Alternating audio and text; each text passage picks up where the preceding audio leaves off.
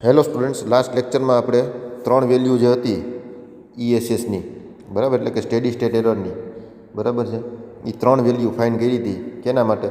Step, ramp અને parabola signal માટે, કે જે અહીંયા આપેલી છે, બરાબર છે. હવે આપણે છે ને આ બધી વસ્તુનું એક ક્વિક રિવિઝન કરી લઈએ કે ભાઈ આપણે અત્યાર સુધી કઈ વસ્તુ જોઈ હતી. તો કે ભાઈ ફર્સ્ટ પહેલાં તો આપણે જોયું હતું કે ભાઈ 3 પ્રકારના સિગ્નલ છે. એક છે સ્ટેપ, રેમ્પ અને પેરાબોલા. એ ત્રણેયની વેલ્યુ શું હતી? આની વેલ્યુ હતી A/S, રેમ્પની વેલ્યુ હતી A/S², અને પેરાબોલાની વેલ્યુ હતી A/S³, બરાબર છે. આ ત્રણેય સિગ્નલની અંદર જે એરર આવતી હતી એની વેલ્યુ શું હતી? તો કે ભાઈ સ્ટેપ સિગ્નલની અંદર ESS is equal to A/1 + KP, અહીં આવશે A/KV, અહીં આવશે A/KA. આ છે પોઝિશનલ કોન્સ્ટન્ટ, આ છે વેલોસિટી કોન્સ્ટન્ટ અને આ છે એક્સલરેશન કોન્સ્ટન્ટ. હવે એ ત્રણેયની વેલ્યુ જોઈએ. તો કે ભાઈ પહેલાં જોશું આપણે વેલ્યુ કેની, એક મિનિટ, ફર્સ્ટ આપણે વેલ્યુ જોશી કેની? KPની. તો કે ભાઈ KPની વેલ્યુ છે લિમિટ S → 0 GS × HS. પછી વેલ્યુ આવશે KVની વેલ્યુ આવશે લિમિટ S → 0, અને અહીંયા એક વધારાનો S આવી જશે, S × GS × HS. પછી આવશે KA, એની વેલ્યુ આવશે limit S → 0 S² GS × HS. આટલી વસ્તુ છે એ આપણે લાસ્ટ 2 લેક્ચરમાં જોઈ હતી. હવે આપણે શું જોવાનું છે? તો કે ભાઈ હવે આપણે એ જોવાનું છે કે જ્યાં ESS છે, સ્ટેડી સ્ટેટ એરર છે, એની અલગ અલગ ટાઈપની જે સિસ્ટમ આવે તેની ઉપર શું ઇફેક્ટ આવે છે, બરાબર છે. તો તમે પહેલાં તો છે ને આ ધ્યાનથી ઇક્વેશન જો. કયું ઇક્વેશન? આ જે ઇક્વેશન છે એની અંદર શું લખેલું છે? કે એની અંદર લખેલું છે K1 1 + T S1 S ગુણાકારમાં 1 + T S2 × S, એના છેદમાં લખેલું છે S⁻n S + P1 ગુણાકારમાં S + P2, બરાબર છે. હવે આપણું ફોકસ છે ને આની ઉપર છે, S⁻n ઉપર. હવે અહીંયા S⁻n છે, તેમાં જો nની વેલ્યુ 0 હોય, બરાબર, તો એ સિસ્ટમ થઈ જશે ટાઈપ 0. nની વેલ્યુ 1 હોય તો એ સિસ્ટમ થઈ જશે ટાઈપ 1, અને nની વેલ્યુ 2 હોય તો એ સિસ્ટમ થઈ જશે ટાઈપ 2.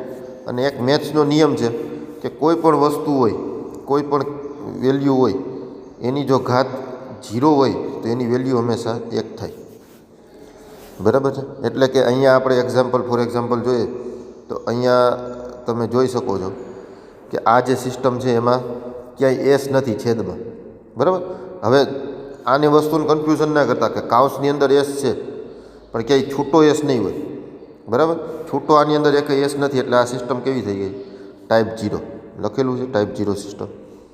અહીંયા એક જ S છે બહાર, કાઉન્સની બહાર, એટલે એ થઈ ગઈ ટાઈપ 1, અને અહીંયા S² છે એટલે એ થઈ ગઈ ટાઈપ 2 સિસ્ટમ, બરાબર છે. આપણે આ ઇક્વેશન ખાસ યાદ રાખવાનું છે, એનું જ આગળ આપણને કામ આવશે, બરાબર છે. અને બીજી એક વસ્તુ કે જે અંશમાં હોય ને એને આપણે કહેશું 0, અને છેદમાં હોય એને પોલ કહેશું, બરાબર. અંશમાં હોય એને કહેશું 0, છેદમાં હોય એને કહેશું આપણે પોલ, બરાબર. હવે આપણે શું કરશું?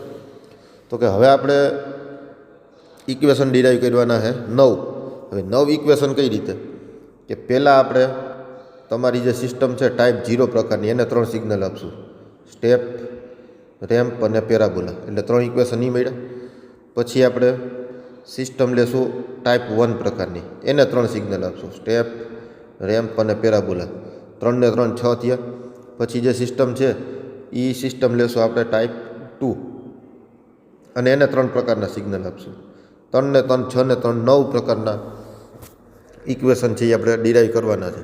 એ જ વસ્તુ છે અહીંયા બતાડેલી છે, સ્ટેપ, રેમ્પ, પેરાબોલા, ટાઈપ 0/1/2, અને આપણે આપશું, બરાબર છે.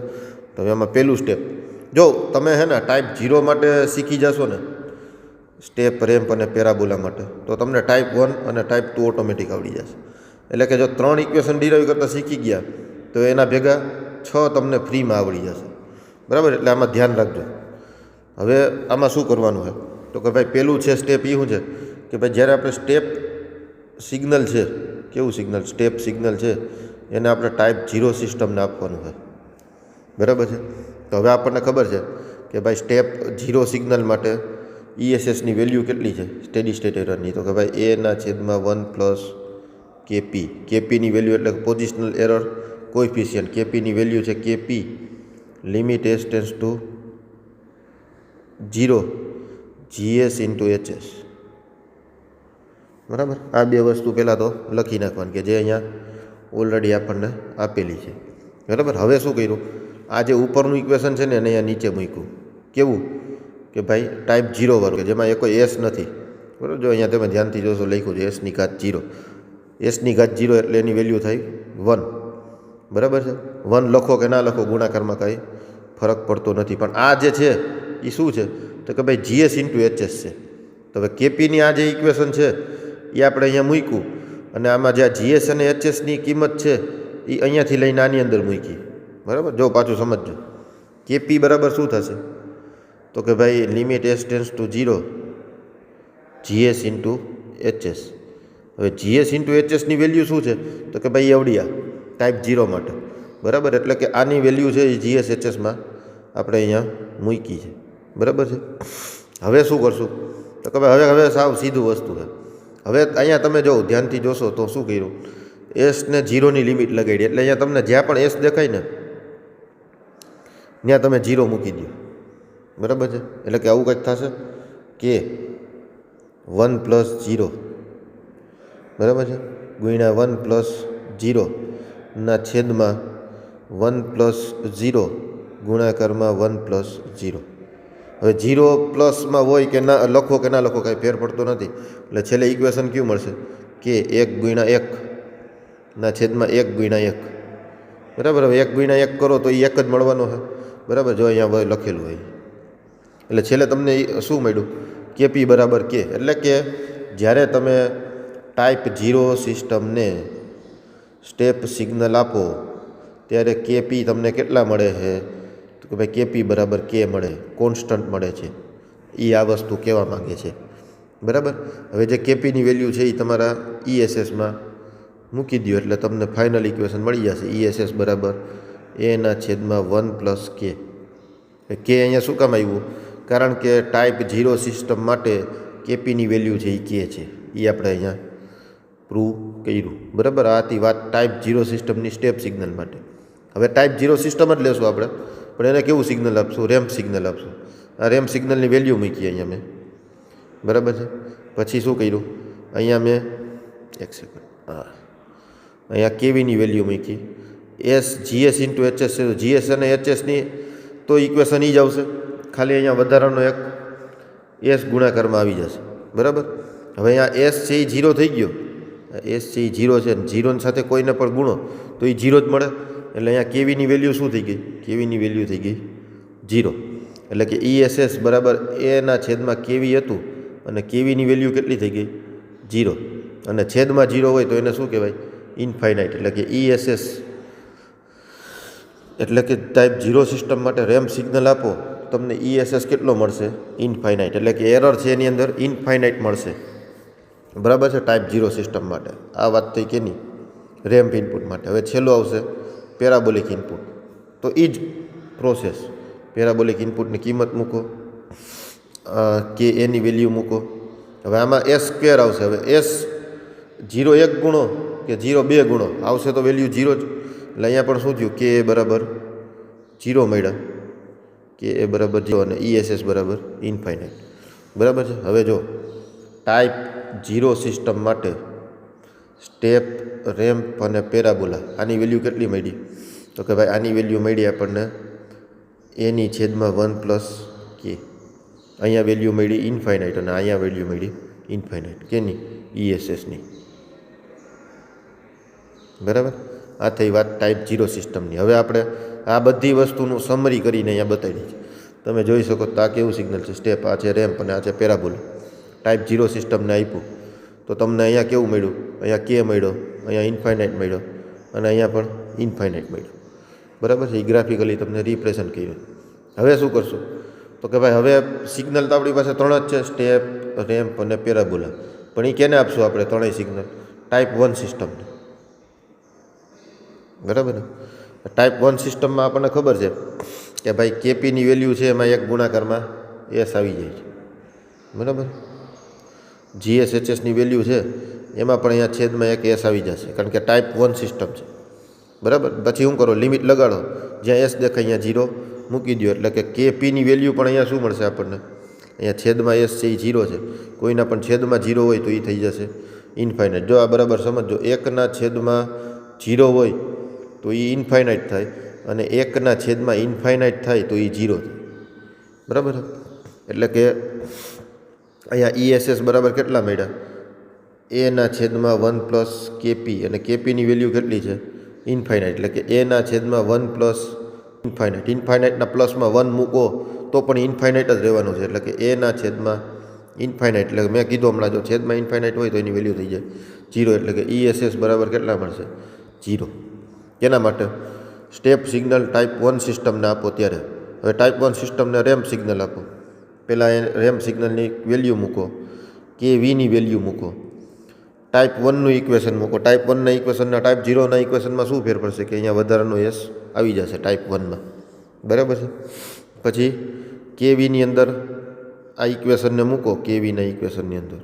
બરાબર. લિમિટ લગાડો, એટલે અહીંયા શું થશે કે આ એસ અને આ એસ એકબીજાની સાથે કેન્સલ આઉટ થઈ જશે. એટલે કે KV છે એ તમને શું છે કે ઓલામાં કેમ કે મળ્યો હતો ટાઈપ 0 સિસ્ટમમાં, એની બદલે અહીંયા કેપી બરાબર કે મળ્યો હતો. તમને યાદ હોય તો ટાઈપ 0માં કેપી બરાબર કે મળ્યો હતો, તો અહીંયા શું મળશે? KV બરાબર કે મળશે. કારણ કે એસ અને એસ કેન્સલ આઉટ થઈ જશે, એટલે 0 નહીં થાય. બરાબર. અને એ કિંમત મૂકો તો તમને છેલ્લે આ ફાઇનલ ઇક્વેશન મળી જશે. બરાબર છે. હવે વાત કરીએ પેરાબોલિકની. તો પેરાબોલિકની અંદર શું થશે? કે એ આવશે કે જેમાં S² છે. આ તો એઝ ઇટ ઇઝ ઇક્વેશન રહેશે. બરાબર છે. આ આખી વેલ્યુ છે એને લઈને અહીંયા મૂકી દો. બરાબર છે. એટલે શું મળશે? S² અને S કેન્સલ આઉટ થઈ જશે. ગુણાકારમાં એક S રહેશે અને એસને તમે 0 લગાડો, 0ની સાથે કોઈ પણ વસ્તુને ગુણો એટલે 0 જ મળે. એટલે KV તમને શું મળશે? 0. A/, KV, અને KVની વેલ્યુ કેટલી છે? 0. એટલે એ મળશે પાછું તમને ઇન્ફાઇનાઇટ છે. ત્રણેય વસ્તુની સમરી કરીને તમને અહીંયા બતાવી છે.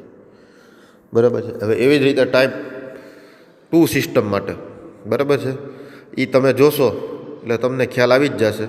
એને એ જ પ્રોસેસ આપણે કરી છે. બરાબર છે.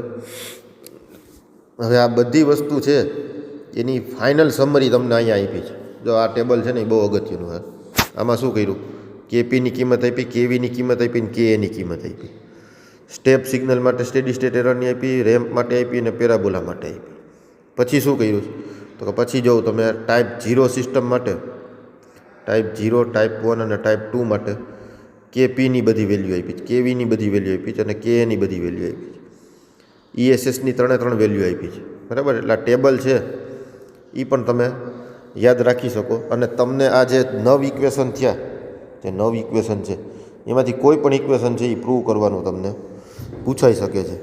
બરાબર છે. એમ છતાં પણ તમને એક્ઝામ પહેલાં કંઈ જો વસ્તુ કોઈ ના ખ્યાલ આવતી હોય તો મને કહેજો. બરાબર છે. હવે આ ચેપ્ટર છે એ ઓલમોસ્ટ કમ્પ્લીટ થઈ ગયું. એક થિયરી છે એ આમાં બાકી રહે છે. તમે જે મારા આની પહેલાંના 2 અને આ એક 3 લેક્ચર છે એ ત્રણેય લેક્ચર છે એ એક સાથે જોજો.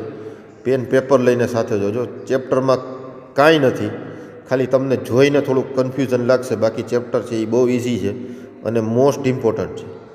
બરાબર છે. આ ચેપ્ટરમાંથી જ તમને નહીં તોય મિનિમમ 10 થી 15 માર્કનું તો હશે જ. બરાબર છે. Okay students, thank you very much.